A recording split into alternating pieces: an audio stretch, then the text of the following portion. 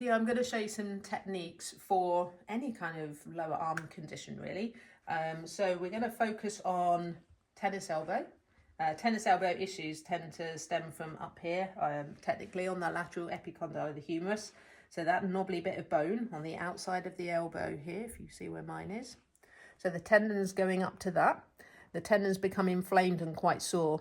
So we're not actually going to work right on the tendon, but we're going to work on all the muscles leading up to it on this side. And if I turn the hand over, we're going to focus on golfer's elbow. So golfer's elbow would be all these tendons and muscles going up to the inside bit of the arm here on this knobbly bit of bone. Okay, so if you feel that knobbly bit of bone on yourself here, that's called the funny bone. So when you knock that, you know about it, and it normally sends a horrible signal down your forearm into your little finger. So you're banging the ulnar nerve on that one. So we're going to work there. And also, it's really good for carpal tunnel syndrome. So carpal tunnel is this flexor retinaculum that sits over the wrist joint. And underneath, you've got all the tendons, arteries, veins, and nerves. Got 3 nerves, median, ulnar, and radial nerve. So they all come under there in quite a small space. And for whatever reason that you have carpal tunnel, the space is lacking and it presses on the nerves and also can reduce blood supply to the fingers. So we're going to be working on the hand as well. So for this massage video, we're kind of working on 3 conditions. Well, probably a lot more actually, but all the techniques will be the same, working on the forearm. So I'm using Naki sports massage lotion today. I find it spreads really well. I probably won't need to top it up too much. The one I'm using today is the sport version. I haven't found anyone that's allergic to it in 25 years of using it. So I'm going to do a bit of a general warm up on the forearm. Let's go with effleurage. Now working on the forearm, similar to working on the lower leg, but it does move around a little bit more and it is a little bit smaller. And I've got quite big hands, so my one hand covers the whole forearm. So just be conscious of the amount of pressure, but really you can apply quite a bit of pressure through the forearm. Probably more than you think. So it is really important to get feedback with your client in terms of the amount of pressure. And instead of saying, is it okay? So let's just try this with my client. Is that pressure okay? Yes. The client will say yes. If I change the question to, would you like a bit more pressure? She's thinking, no, I don't. Okay, but if you saw, I don't know if you saw her reaction, she's like, no. So that's telling you the amount of pressure is good. Otherwise, I might be doing this and I say, would you like a bit more pressure? She'll be like, yes, please. So that one question, don't stick with it, is it okay? Because polite clients will always answer yes and probably not get what they want from it. So at least I know I'm working at the right depth now. So I'm using a combination of different things. I've got knuckles in here, I've got effleurage du poing. I'm working towards that lateral epicondyle, which is part of the humerus bone here, but I don't want to aggravate that tendon.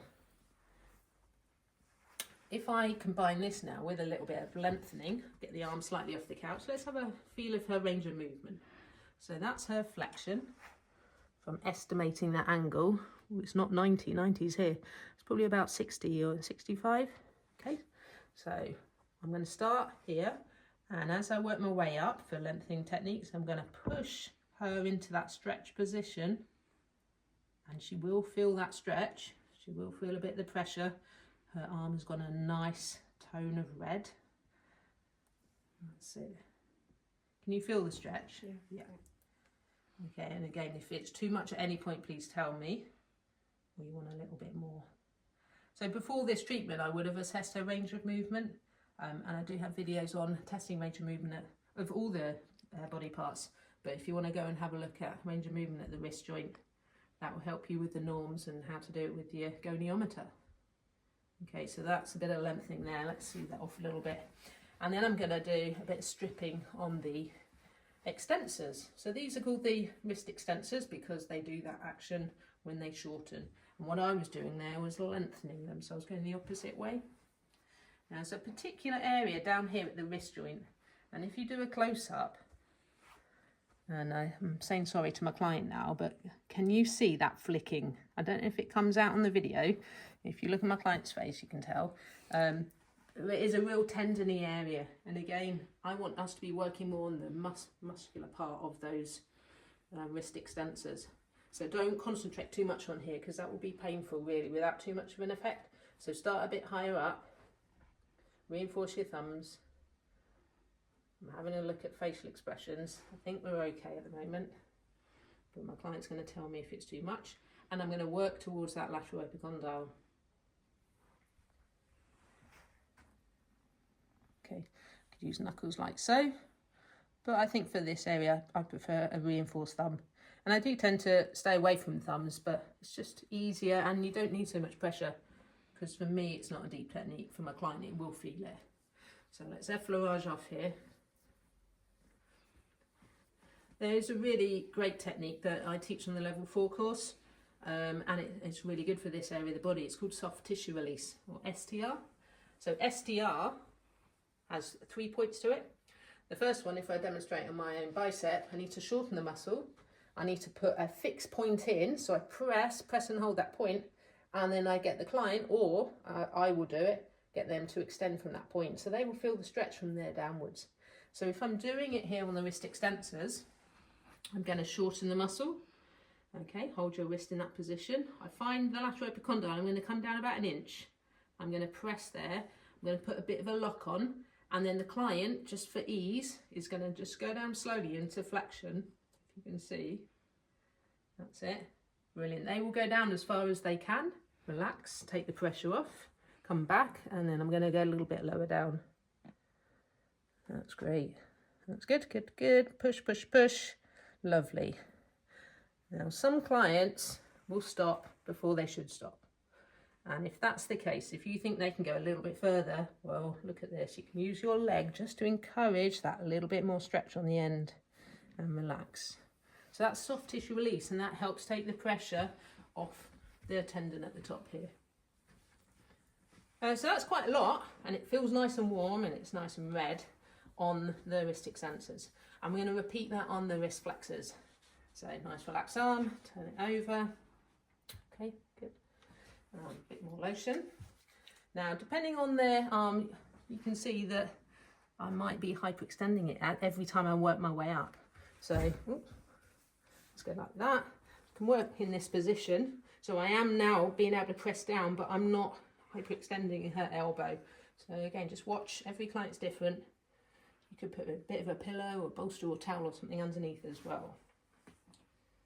So we're warming up the wrist flexors. Okay, got effleurage, reinforced effleurage. It's quite a tricky one to knead. You could knead from this way round. And also by doing that, we're getting this muscle here. This is the brachioradialis. Okay, that's quite a powerful muscle as well. And if you're not sure on your arm anatomy, then have a look at the video I've got on that. So I've been drawing the bones and the muscles of the arm. So hopefully that will help you with what I'm doing now and help you in anatomical knowledge. Okay, oh, it's going nice and red. She does respond well to massage. Sensitive skin. Okay, good. So what we're going to do next, gone quite deep there, we can see the erythema. I'm going to do some lengthening. So lengthening, we start short and we go to a long position. So it's just watching really how you're going to do this. I don't want her hyperextended off the couch here. So let's see how I'm going to do it. I'm going to do it this way. So I'm going to work my way down. That's it, and take her into extension. Okay, start short, work my way down, take her into extension. And I need that stretch on the end for it to be effective. More effective, slightly straighter arm. And if they have got golfer's elbow, they might feel this pulling a little bit. But there are tests as well for golfer and tennis elbow. But I would say if someone comes in and points to that part of the arm and says it hurts when they do particular activities, it's probably they're self-diagnosed and they're probably correct. Okay, relax, soothe it off, and then I'm going to do that specific technique called soft tissue release. So the 3 points to soft tissue release are shorten the muscle, put the lock in, lengthen the muscle. So shorten the muscle, put the point in. Now the medial epicondyle is here, come down about 1 inch there. And my client's going to hold that position, that's great. I'm going to reinforce that and lock it in, and they're going to go into extension nice and slowly. Good, good, good, good. Go on. That's it. You can feel that and relax. Come down 1 inch. Press and hold. Good. Lovely. And let's do one more. Good. That's it. And relax there. Well done. So look at that colour. If we compare the two, I'm going to move into the hand. So working on here is really good for carpal tunnel and golfer's elbow. So I'm going to come down a little bit lower. Now there's a pad of muscle here, just under your thumb joint. If you do a lot of writing, if you do a lot of massaging, texting actually, yeah, if you text with your thumbs, this could be quite sensitive. It's called the thenar eminence. It's made of 4 small muscles, but it's that real pad here. So it feels really nice to have that worked on. When I say nice, it might also feel a bit tender. So, and again, it is quite thummy, this is. So we can place it there. I can use knuckles, give my thumb a little rest. If you use tools at all, you could get a blade, like a rock blade, and you can use it as a scraping tool, which is good on these fascial areas. So I use blades quite a bit on the palm and on the base of the foot. But for today, because I want this more massage based, I'm going to use just knuckles, stripping, yeah, thumbs, fist. Okay, good. Okay, so there's the thenar eminence. On this side, down the little finger side, you've got the hypothenar eminence. Again, there's I think there's 3 little muscles there that control movement of the little finger. So we want to just be opening up the palm, just making everything a bit more mobile.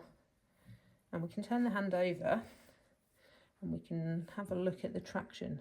So similar to what I do on the foot, do this on the foot with the metatarsals. Now I'm doing it with the metacarpals. Okay, and I'm moving them forward and backward off each other because they all should be nice and flexible. If you feel one feels particularly tight, if you can, and with your short nails, let's get in between, like so. I want the hand moving nice and freely. Okay, on this surface there's more tissue in the way, so I can't really feel the metacarpals as well, but on this side you can actually see them. So here are the heads, okay, which form those knuckles there. So we're just getting in between. And then also this bit, this is a great spot. In acupuncture, it's called large intestine 4, Li4, or Hegu. And it's a point of pain relief. So if you've got a client that suffers with migraines or pain somewhere in the body, it's a good place to get them to press and circle. Okay, and it's meant to help with pain throughout the body. So that's a really nice pressure point. Let's give that a work as well. So just a little bit on the hand. If you're more into body massage, beauty therapy, you might go down each thumb, you might go down each finger with your circles, you might do a little bit of traction. I would say anything on the hand just feels great. It's nice to have your hands worked on, and we don't normally. But think of how much you use them in a day. It's like your feet. People come in for back and leg massages, but what about these bits that you use even more? Okay, and then if I want to do it as a nice finish, I put the hand down. I can go over the shoulder here, because I would also combine that with an upper arm massage, possibly chest massage and into neck. So that in itself could be, again, another hour treatment. If you link all the videos together and all the skills together, that will make a nice hour treatment. Let's finish off, just pull. Okay, so those techniques would be really useful, as I said at the start, for tennis elbow, golfer's elbow, carpal tunnel syndrome.